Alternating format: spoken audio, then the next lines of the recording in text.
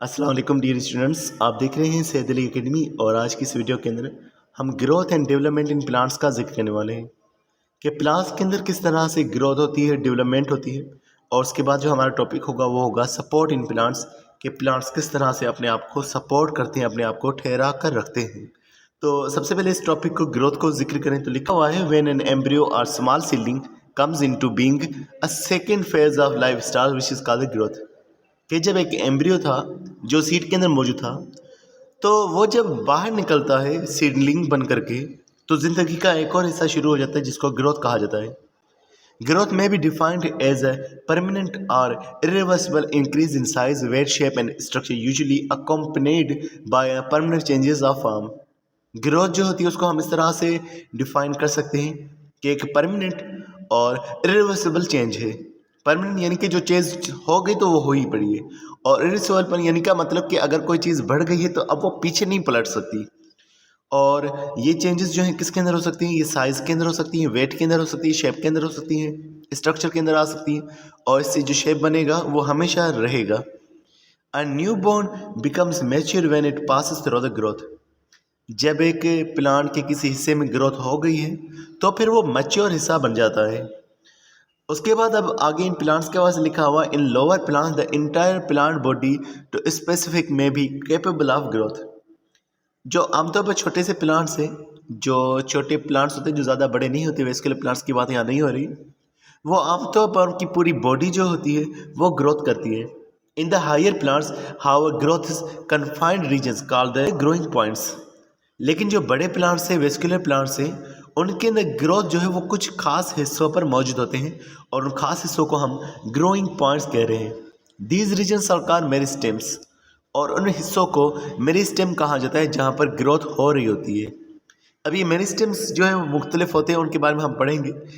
आगे लिखा हुआ है they consist of group of cells which are capable of division and giving rise to new sales.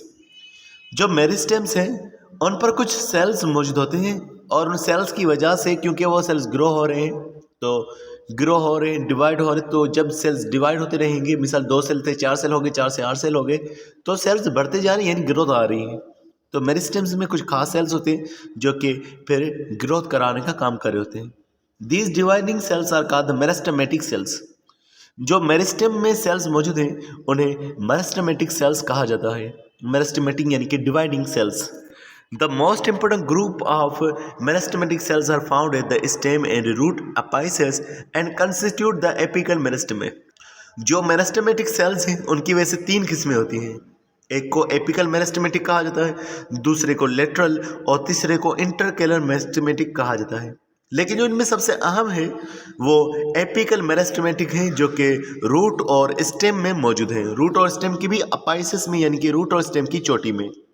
यहाँ पर आप जो है शूट एपिकल मेरिस्टेमेटिक की पोजीशन को देख सकते हैं। उसके अलावा एक्सियल यानी कि साइड से निकलने वाले मेरिस्टेमेटिक को भी आप देख सकते हैं। उसके अलावा रूट एपिकल मेरिस्टेमेटिक को भी देख सकते हैं, जो बिल्कुल ब्लैक कलर से इन्होंने जाहिर किया हुआ है, जो बिल्कुल अपेस पे मौजूद है, बिल्कुल चोटी पर मौजूद है, ये है हमारे पास मेरिस्टेमेटिक। और जो साइड से इन्होंने ब्लैक कलर से जाहिर किया हुआ है ये होता है लेटरल मेरिस्टेम, जो कि लेटरल साइड्स को ग्रो कराता है, यानी कि साइज़ को, विड्थ को ग्रोथ करा रहा होता है लेटरल मेरिस्टेम। और जो एपिकल मेरिस्टेमेटिक है वो हाइट को ग्रो कराएगा। आगे हम इसी मेरिस्टेम के बारे में बात करते हैं। एपिकल मेरिस्टेम का भी जिक्र है यहाँ पर, और बाकी मेरिस्टेम का भी जिक्र है, लेकिन नाम सिर्फ यहाँ पर रोल ऑफ एपिकल मेरिस्टेम लिखा हुआ है, लेकिन आगे बाकियों का भी जिक्र है। तो लिखा हुआ है the activity of apical meristem results in primary structure of plant are the primary growth. अगर एपिकल मेरिस्टेम ग्रो करेगा तो उससे प्लांट की हाइट इंक्रीज होगी, हम कहेंगे ये प्राइमरी ग्रोथ हो रही है। They are responsible for the increase in the length of the plant exists at both at the stem and the root branches। ये जो है प्लांट की लेंथ को इंक्रीज कर रहे हैं रूट पर भी और स्टेम में भी।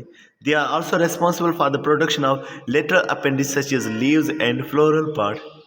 इनसे बाकी के हिस्से भी बनेंगे, लीव्स भी इन्हीं से बनेंगे, और जो फ्लावर्स है वो भी इन्हीं से बनेंगे। उसके अलावा लिखा हुआ है दूसरे मेरिस्टेम के बारे में, in certain cases increase in length also take place by the activity of intercalary meristem. कि सिर्फ एपिकल मेरिस्टेमेटिक जो हैं वो सेल्स डिवाइड नहीं करे, बल्कि कभी कभार इंटरकैलरी जो मेरिस्टेम है वो भी जो है ग्रोथ का काम करा रहा होता है। ये इंटरकैलरी मेरिस्टेम कहाँ मौजूद होते हैं? ये जो है एपिकल मेरिस्टेम का हिस्सा होते हैं जो जुदा हो चुके होते हैं। तो लिखा हुआ है they are the part of apical meristem which have become separate from the apex by permanent tissue and left behind as the apical meristem moves on the during growth।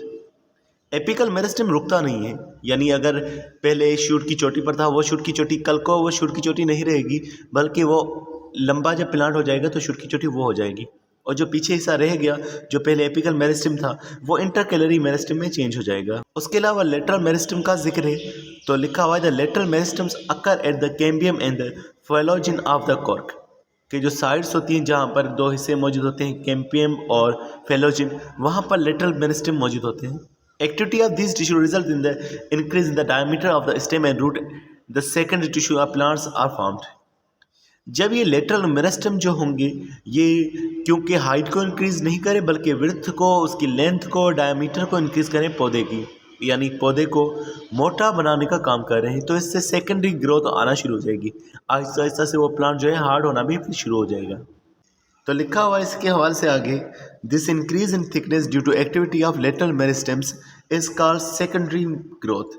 तो जब थिकनेस बढ़ रही है लेटरल मेरिस्टेम की वजह से, height बढ़ रही है, तो इसको हम सेकेंडरी ग्रोथ का नाम देते हैं। प्राइमरी ग्रोथ हाइट को इंक्रीज करना, विड्थ को इंक्रीज करना, ये इसकी सेकेंडरी ग्रोथ। अब हम टर्गर प्रेशर का जिक्र करें। याद रखिएगा टर्गर प्रेशर का काम जो होता है वो सपोर्ट के अंदर होता है, प्लांट को सपोर्ट करना, लेकिन बड़े प्लांट्स को नहीं बल्कि जो छोटे नॉन वेस्कुलर प्लांट्स होते हैं उनको सपोर्ट करने का काम उसका ट्रिगर प्रेशर का होता है। इसके बारे में हम पढ़ते हैं क्या है ये सारी चीज़। तो लिखा हुआ है the whole body of lower plants is made up of soft parenchyma tissues. जो छोटे से प्लांट्स हैं, जो ब्रायोफाइट्स हैं, जो कि नॉन वेस्कुलर प्लांट्स हैं, उनकी पूरी बॉडी जिन टिश्यूज़ की बनी हुई है वो पेरेन्काइमा टिश्यूज़ कहलवाते हैं। इन पेरेन्काइमा टिश्यूज़ के वास्ते लिखा हुआ है they usually have thin primary walls but no secondary walls. इन पेरेन्काइमा टिश्यूज़ के अंदर जो सेल्स हैं उनकी प्राइमरी वॉल्स होती हैं, सेकेंडरी वॉल नहीं होती, यानी कि उनमें लिग्निन मौजूद नहीं होता। लिग्निन की वजह से जो वॉल होती है वो सेकेंडरी हो जाती है। उसके अलावा इन सेल्स के वास्ते लिखा हुआ है they have a large central vacuole surrounded by a peripheral layer of cytoplasm. इनके सेल वॉल के अंदर जो है वैक्यूल मौजूद है और उस वैक्यूल के गिर्द सेल मेम्ब्रेन मौजूद है। उसके अलावा लिखा हुआ है they are loosely packed with intercellular spaces in leaves and green herbaceous stem. इनके लीव्स के अंदर बहुत ज़्यादा जो है वो स्पेसेस मौजूद होती हैं इन सेल्स के दरमियान में, और उनके जो स्टेम है, जो घास की जैसी ग्रीन सी स्टेम है, उसके अंदर भी उनके सेल्स में बहुत सारी स्पेसेस मौजूद होती हैं।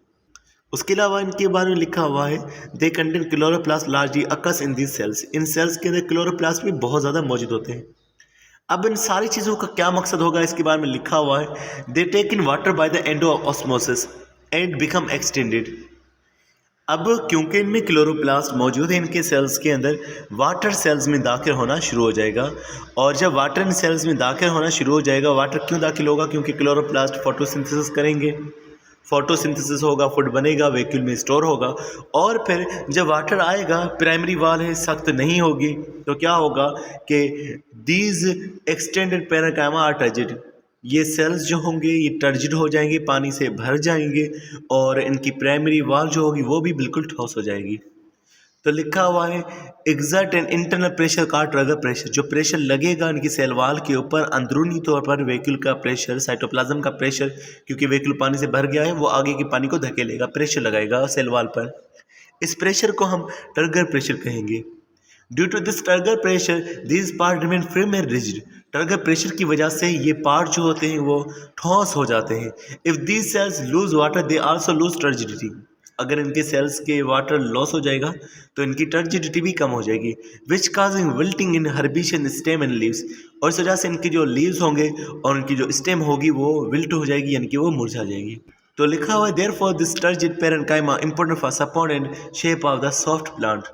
तो इस टर्जिडिटी की वजह से इनकी जो टर्जिड पेरेन्काइमा है इसकी वजह से इन प्लांट्स के अंदर, सॉफ्ट प्लांट्स के अंदर जो इनका शेप है, स्ट्रक्चर है, वो मेंटेन रहता है। याद रखिएगा कि ये टर्जिडिटी सिर्फ इन ब्रायोफाइट्स के अंदर नहीं है बल्कि जो बड़े प्लांट्स हैं उनके लीव्स के अंदर भी ये टर्जिडिटी का बहुत बड़ा हिस्सा होता है। जिसे आप टच मी नॉट प्लांट को देखते हैं, जब उसको हम टच करते हैं उसका वाटर जो है लॉस हो जाता है, टर्जिडिटी खत्म हो जाती है, तो फिर वो उसके जो पार्ट्स होते हैं वो भी मुरझा जाते हैं। इसी तरह से गर्मियों के अंदर भी जो हम पहले जिक्र कर चुके हैं, प्लांट्स के लीव्स मुरझा जाते हैं, उसकी वजह भी ये होती है कि उनके अंदर मौजूद ट्रेजिडिटी जो है वो कम हो जाती है। तो ट्रेजिडिटी सिर्फ ब्रायोफाइट्स के अंदर सपोर्ट का काम नहीं करे, बल्कि हायर प्लांट्स के अंदर भी उनके लीव्स के अंदर ट्रेजिडिटी उनको सपोर्ट करने का काम कर रही है।